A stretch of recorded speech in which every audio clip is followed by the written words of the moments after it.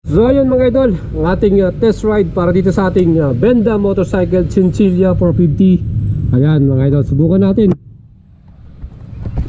Alright, so ito, try na natin mga idol ha. Okay.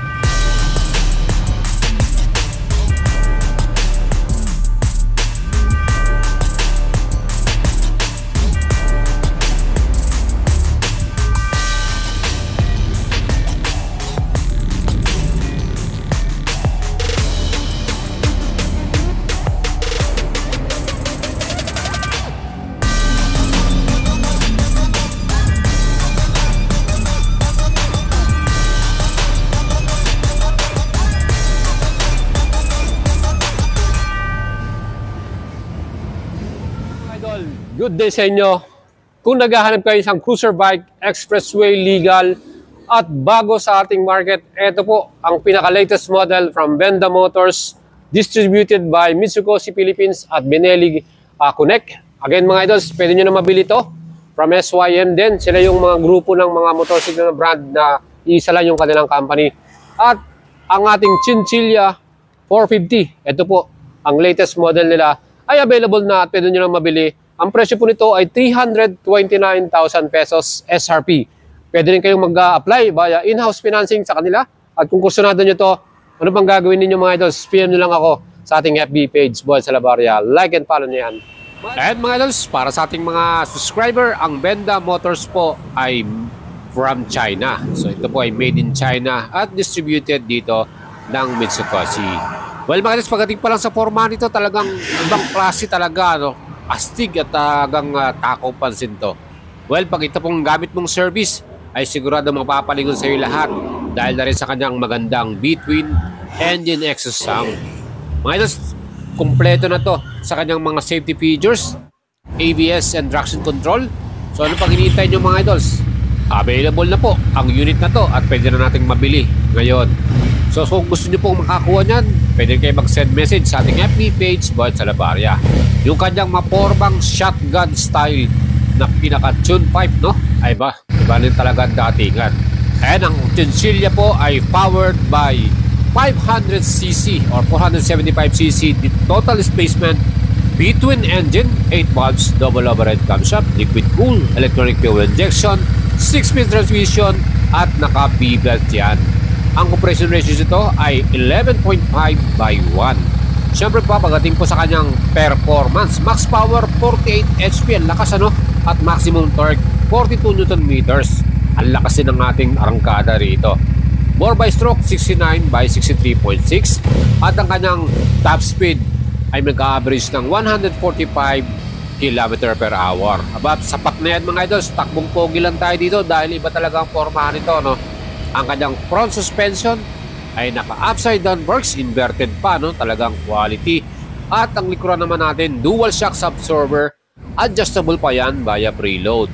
Pagdating naman sa stopping power nito, yan po ay merong napakalaking 320mm na sukat na disc, dual pa yan, at naka 4-piston radial caliper at equipped to ng anti-lock brake system or ABS mga idol. Kaya solid ang ating stopping power nito.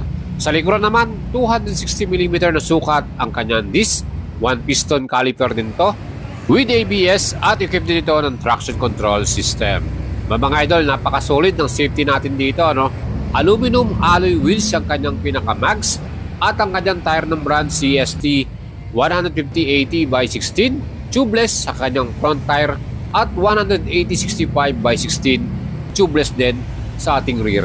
Well, maganda ang ating stability pagka ganyang wide ang mga tires natin, especially sa mga cornering natin.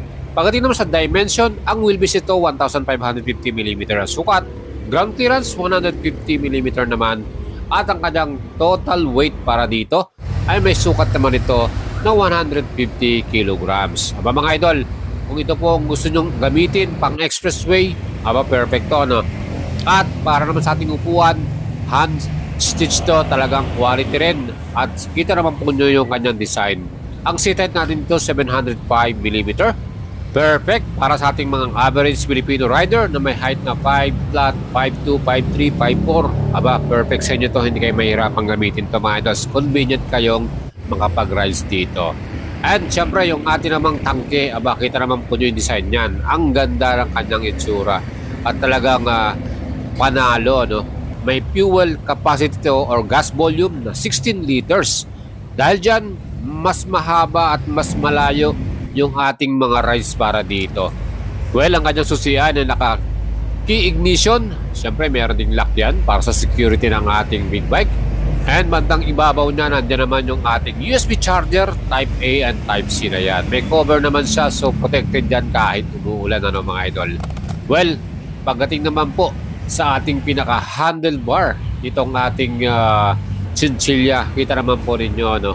Talagang malapad siya at talagang perfect din.